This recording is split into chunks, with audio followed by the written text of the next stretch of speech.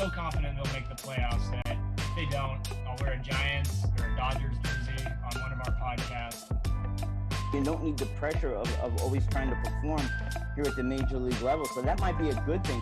You talked about the athleticism of this Padres team last time out, and he just embodies it.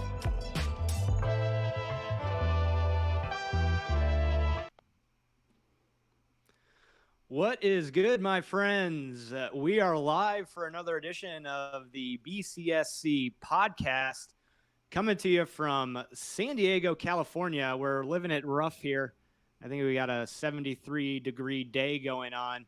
It's the Best Coast Sports Connection. I am Andy Bishop, joined by my good friend Brian Vilvin. It's been a fun sports week for us this week and last week. So much to touch on. We're talking San Diego State athletics for the most part. Brian, I'll bring you into the fold. How you doing, man? Andy, I'm doing excellent. Thank you so much for having me another week here at the BCSC podcast, and fired up to talk about the exciting Aztecs. Oh yeah, man! It's basketball season, and we're coming alive. What we lack in professional sports championships here in San Diego, or with a good positive attitude in December with these lovely days here. That said, we are a little miffed as San Diego State Aztecs fans.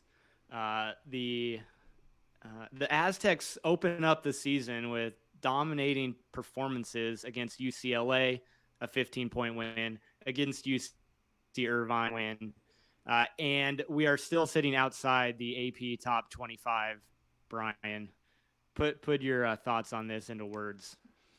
I am not surprised, but I'm still disappointed. I knew going into the season, coming off of 30-2, there would be a chance for some disrespect because of losing a handful of starters and key contributors, most notably Malachi Flynn. But then after you go in, the voters clearly thought that UCLA was a top 25 team coming in, and the Aztecs dispatched them. They also played against a team that was predicted to win their conference in the preseason rankings, and UC Irvine dispatched them as well. So then I figured coming into the second week, realizing that the Aztecs were still going to be really good, that the voters might give them a little bit more love. And to see the AP ballots that came out, a lot of them not featuring the Aztecs, and then overall the Aztecs not being in the top 25, that was disappointing. More so than the preseason snub was the snub after a week when we realized that this Aztec team can play. Yeah, man. Well, hopefully in the next couple of weeks we'll have a little bit better outcome in regards to the polls. The Aztecs will play their third game tonight against the University of St. Catherine, a small school here in San Diego County, a team that the Aztecs played back in 2013 and won by, I don't know, what was it, Brian, 70 points or something like that. So yeah, close to 100. It's easy P on paper for us tonight, but I think we're more so excited for those next two games, Brian, when we add Pepperdine to the schedule, another Division I team, a team that we saw at the multi-team event here at Viejas this last week when they played UC Irvine. They played UCLA and took them to 3 overtimes. So we know that they're going to be a quality team to play against. And then about a week later, we have Arizona State scheduled, currently sitting at number 25. So that's going to be a good test, wouldn't you say, Brian? Yeah, I'm really excited about this Pepperdine game. I'm glad they were able to get that on the schedule. That was the team that impressed in a big way in their games at Viejas. Pepperdine, at the time, it would have been seen an upset when they beat UC Irvine.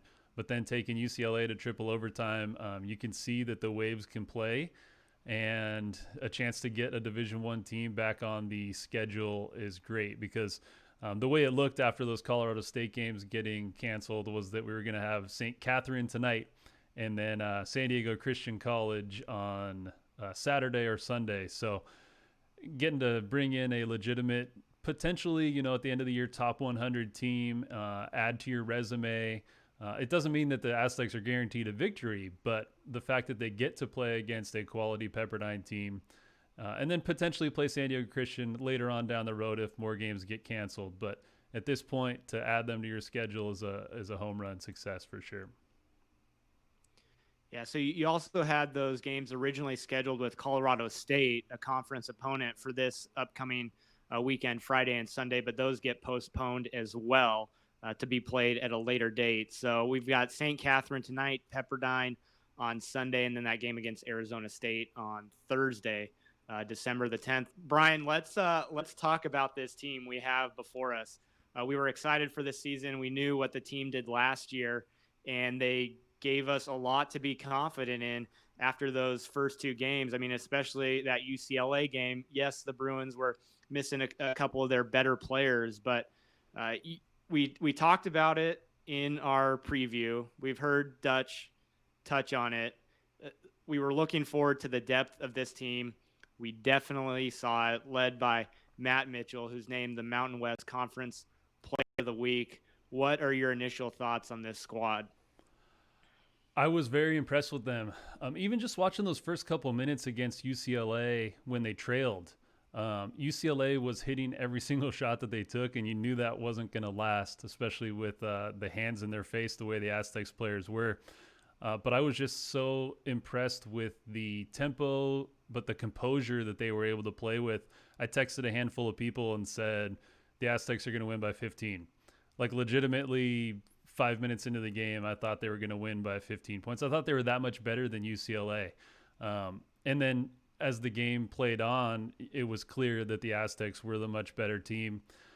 They were really focused on the defensive end, but then the offense, I was just, man, I was very impressed with what I saw. When you have three really good outside shooters, in Gomez coming in, Terrell Gomez, the transfer, and then Shackle and Mitchell, those guys, they can bomb from three. They're not afraid to take those shots. All seniors, so you know they've taken their lumps over the years, and they're not going to be afraid. But then you also have legit big guys down low. You're getting good attempts at offensive rebounds, and it's a perfect complement of depth on offense and lockdown defense that I didn't know it was going to be this good this early, but I have super high expectations now, having seen the Aztecs play.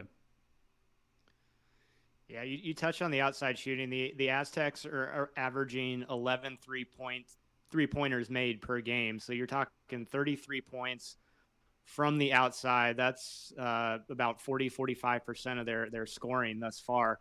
9 different players have made a three-pointer. So yes, we have those outside shooters, but we have a couple of our bigs who aren't afraid to throw up from outside the arc, which is pretty cool. Yeah, when you put in a guy like Gomez into the mix, and he was one of the premier three-point shooters in the country last year.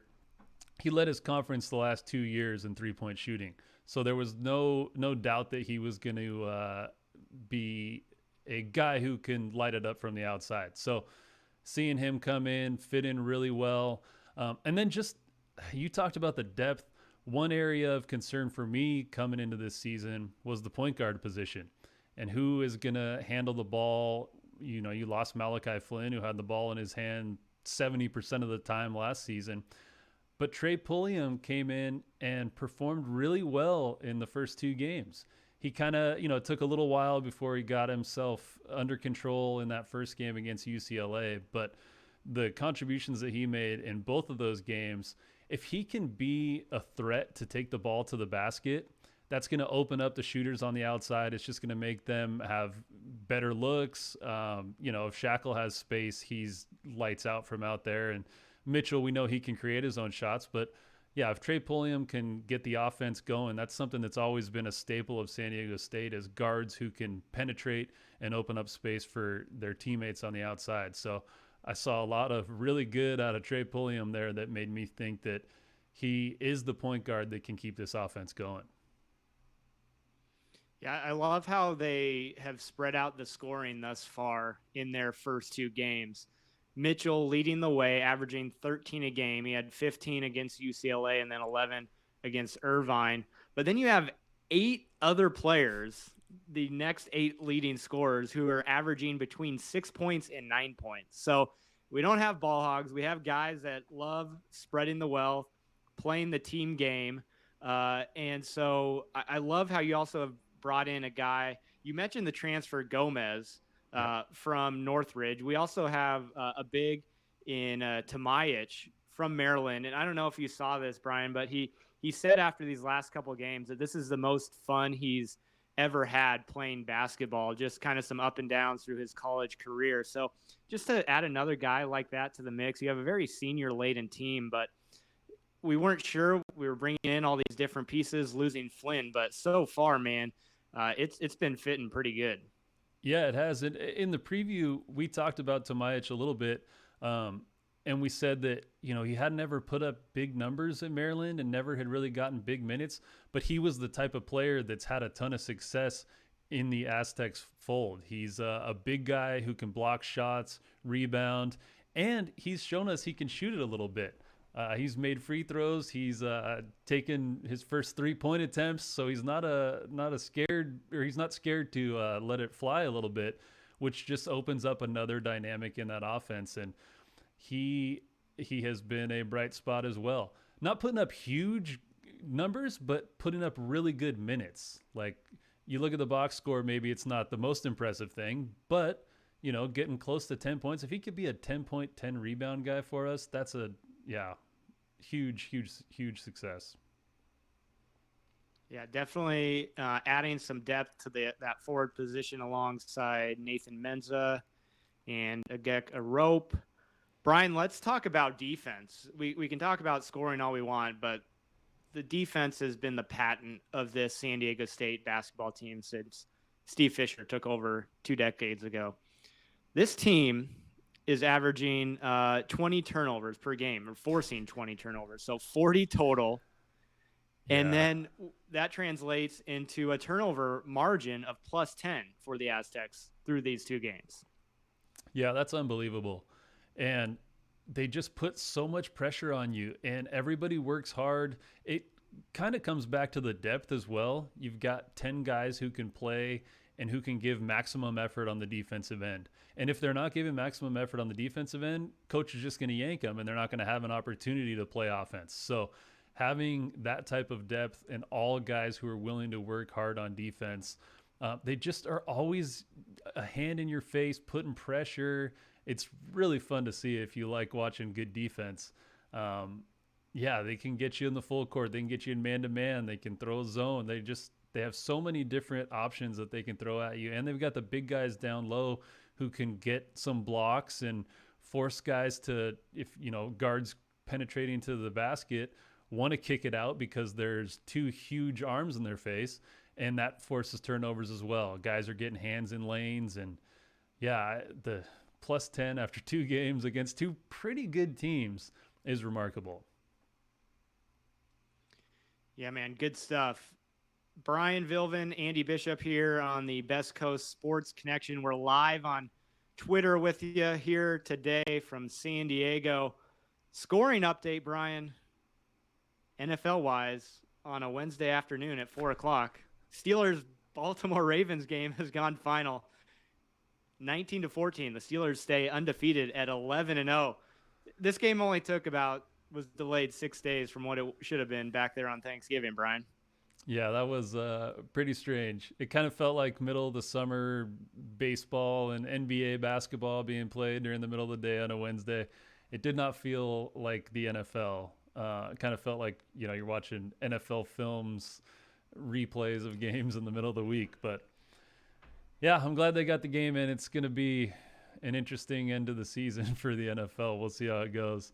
I just hope, as we're talking, Aztec basketball here, and obviously San Diego State's series against Colorado State this weekend being postponed, I wonder how much more of that we're going to see.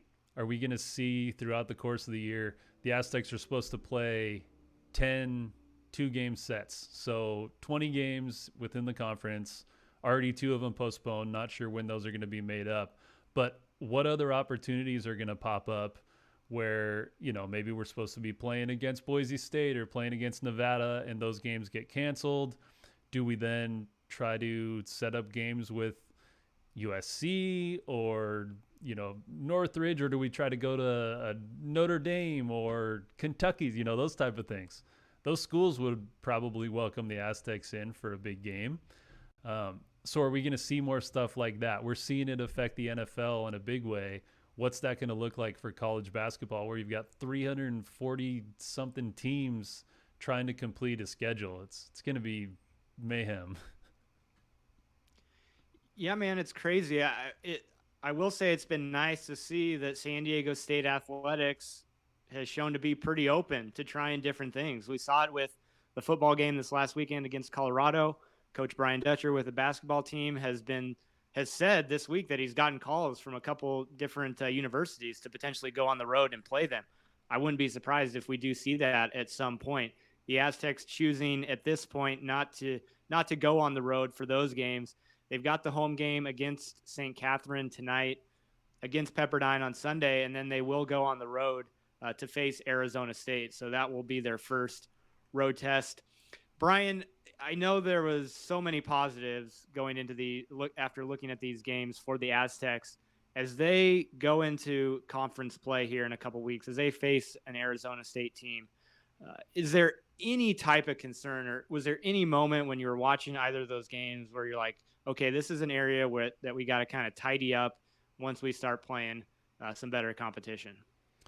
Well, so the Aztecs have played 4 halves of basketball now, and through the first 3 halves, so the UCLA game and then the first half of the Irvine game, I don't want to say concerned, but I had these visions of Keyshawn Johnson putting up, massive numbers. He looks like the best athlete on the floor. He's got Jamal Franklin type athleticism, but in a bigger body. The guy is just built like he's a total stud.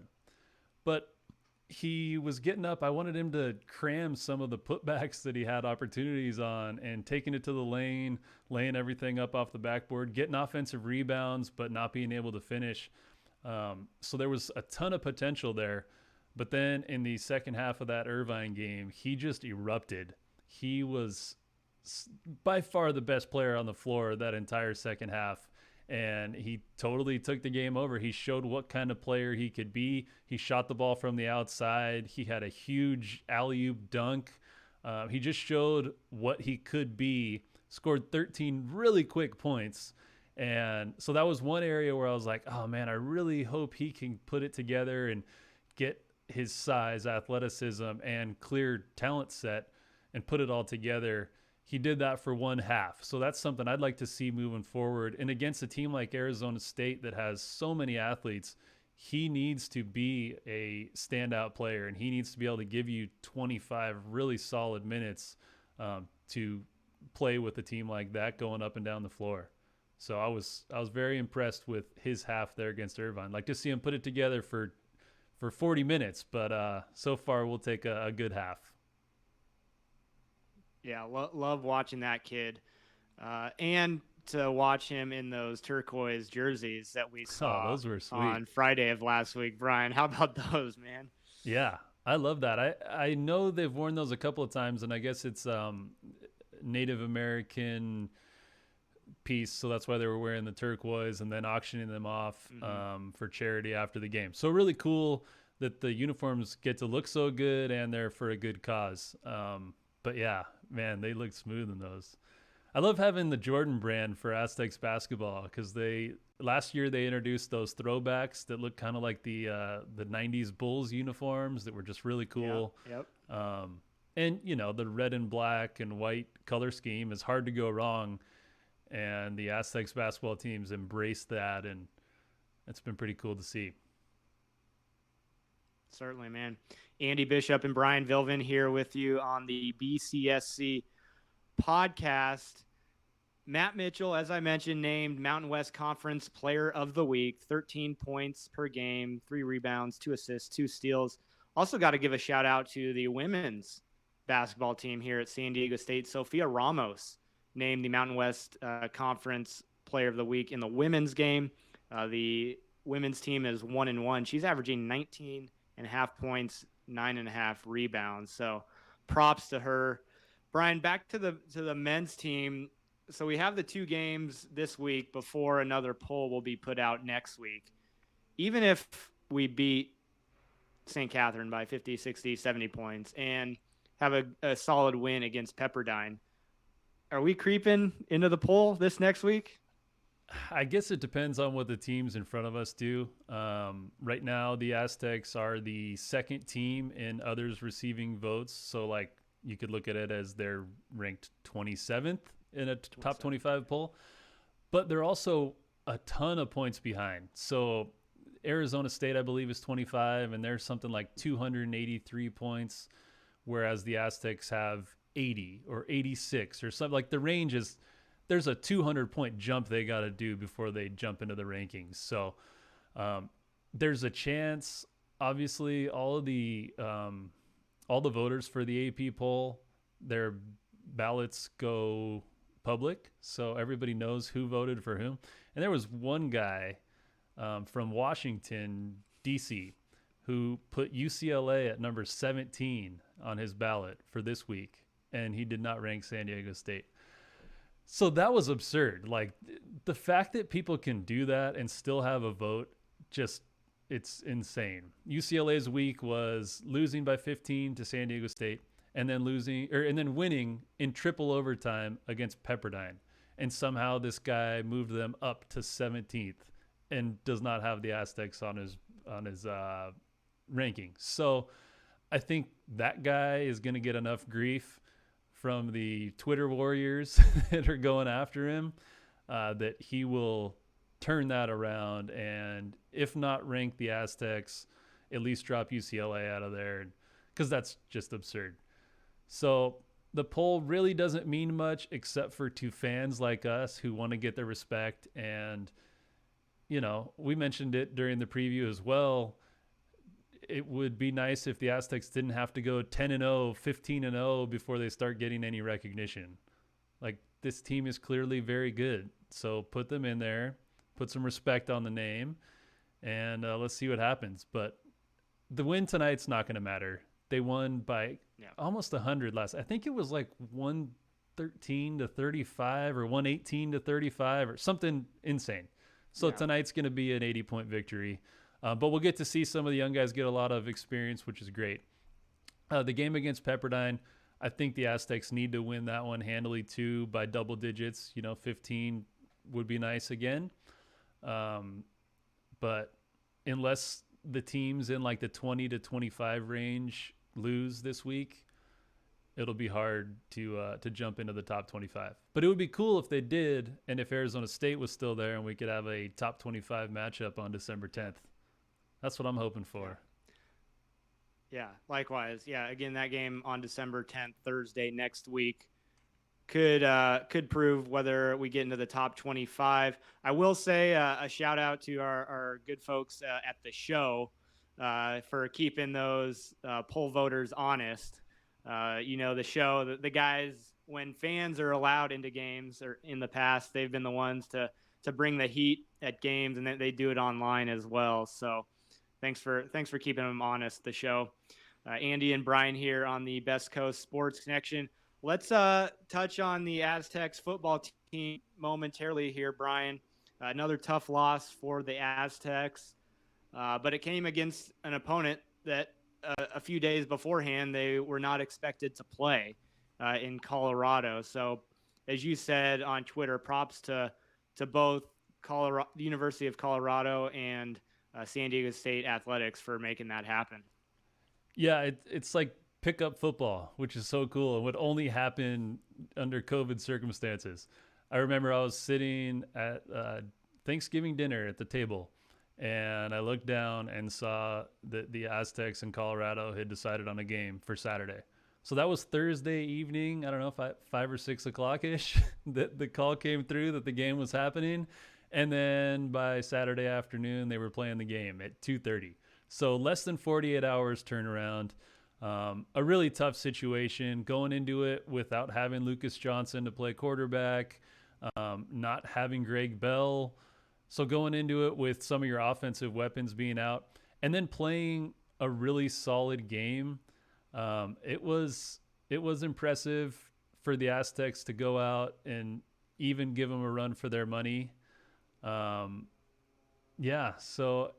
on one hand, I was excited about that and happy with how the defense played. On the other hand, it was a tough situation to walk into against the Buffaloes of Colorado. So, yeah, it was all in all, I'm glad that they took on the challenge. And it's the type of thing that could only happen during a COVID season. And we'll see if somewhere down the road the football world has changed and schedules are adjusted because now schools know that they can play like that. So I don't know if there will be ramifications in years moving forward, but I'm glad the Aztecs got to be a part of it, that they went and played a Pac-12 school. They played them tough, just didn't have the offense to get it going, but the D was special, and just accepting the game was a big move.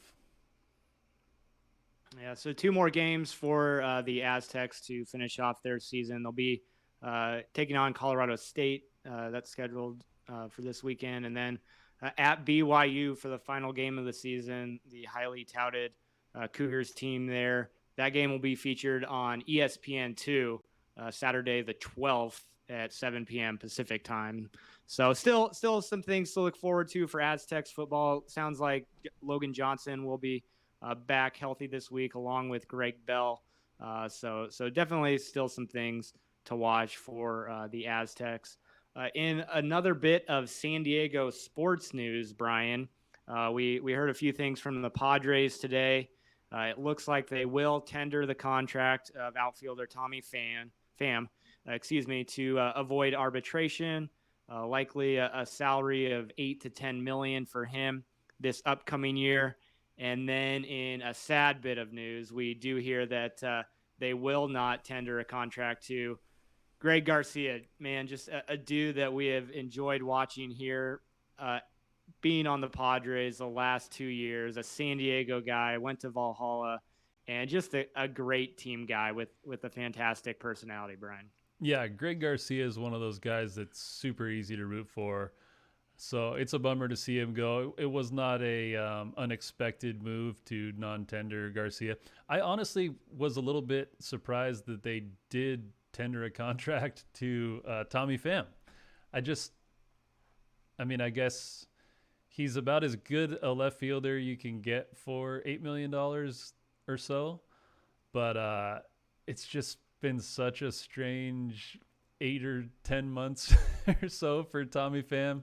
From having COVID right before the start of the July training season to the injury to his hamate bone and the surgery there, another surgery that he just had, and then the stabbing outside of a strip club. Like, it's been a really strange off the field 8 months for Tommy Pham. So that was kind of the thing that made me think they might not give him a contract, but they did, and the Padres have a solid option in left field.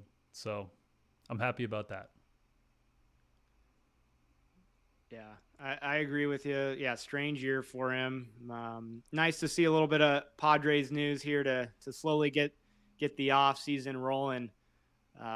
Brian, any other thoughts on the Padres or any other news you're hearing out there? I don't know.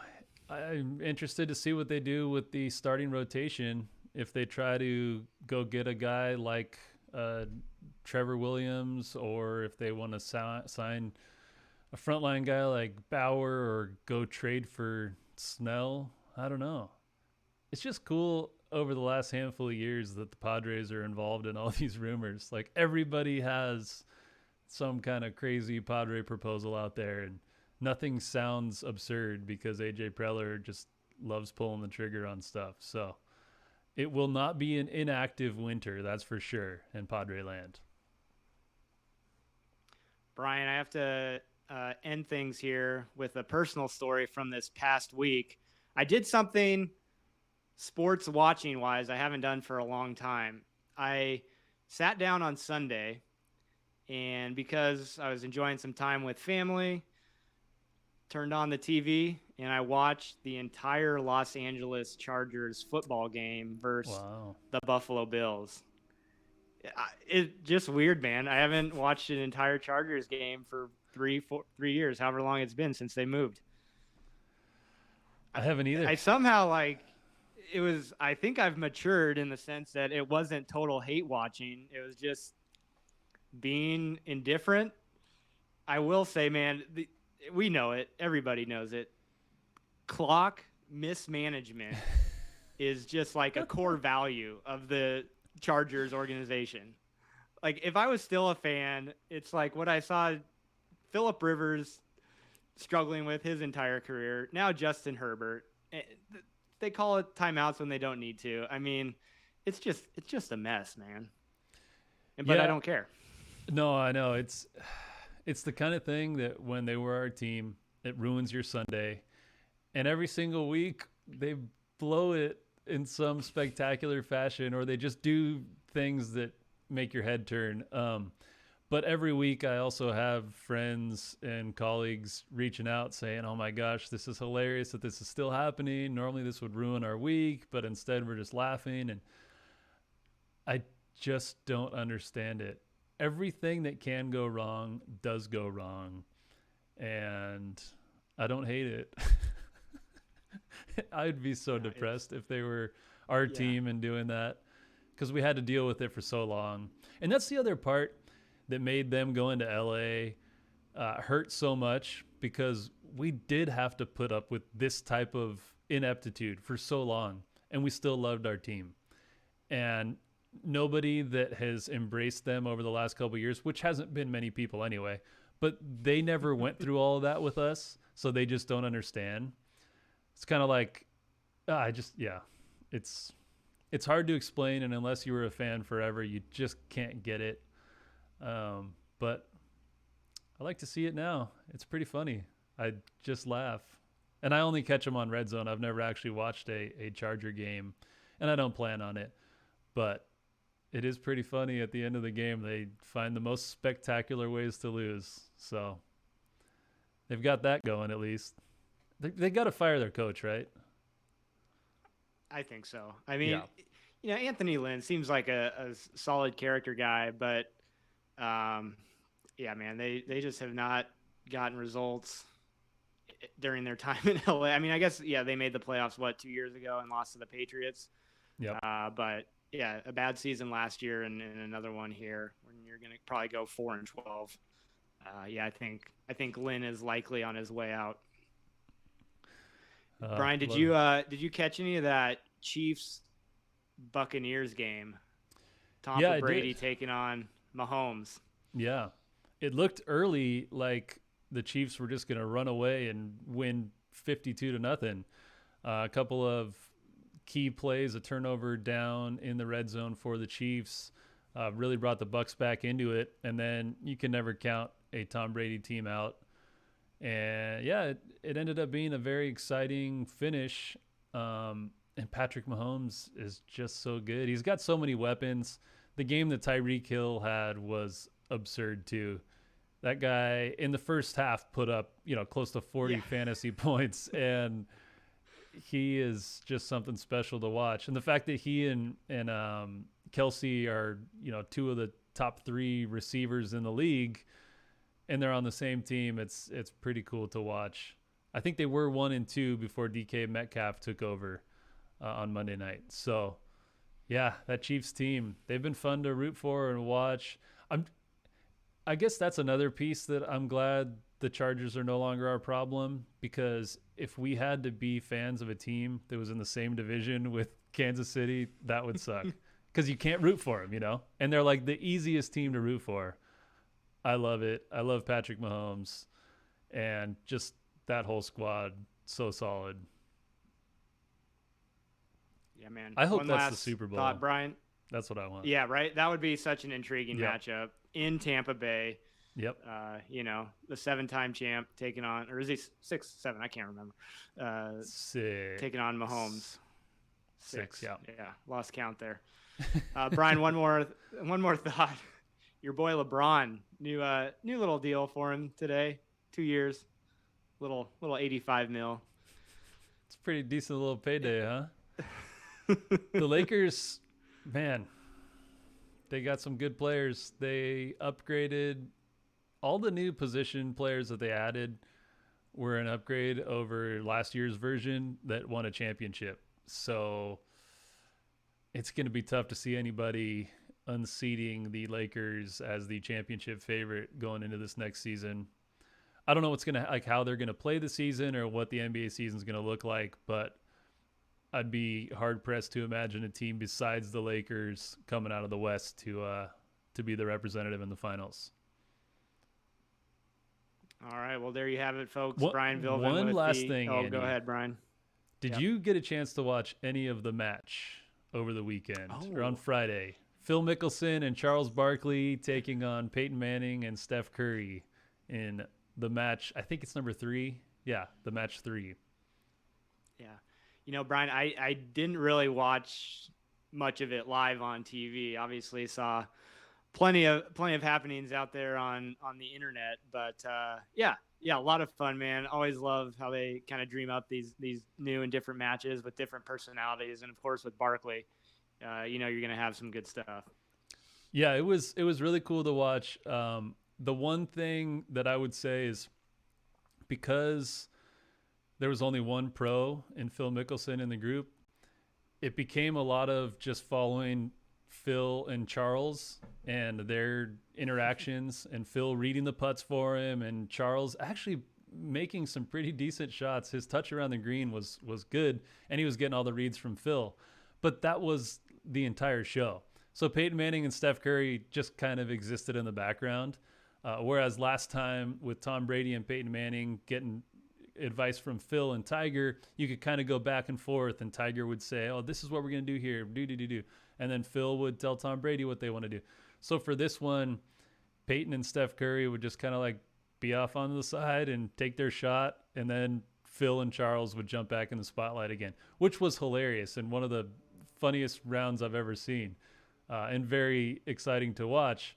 But yeah, Steph and Peyton were just kind of bystanders to the Chuck and Phil show. So I think next time you have another pro, and then, you know, I liked Steph. I could see another good golfer like a Tony Romo, and then have Phil and I don't know, Justin Thomas, who was really funny during the a solid analyst during the Tiger and Phil, Peyton and Tom Brady one. So I think they should have 2 pros and 2 amateurs next time. I think that makes for a little better split television. But in terms of what this was, it was hilarious. Yeah, man. In another bit of golf news as it relates to us here in San Diego, we, of course, have the Farmers Insurance Open every January. It'll happen again this year, but just announced this week that it won't be any fans in attendance. So a little bit of a bummer in that regard. But hey, that's how things are going with the situation that we're in. So yeah, it'll still be good to have that out here again. And I guess my biggest hope is that when the U.S. Open happens in June, assuming that it happens in June, that we can have fans, because the U.S. Open is just something else.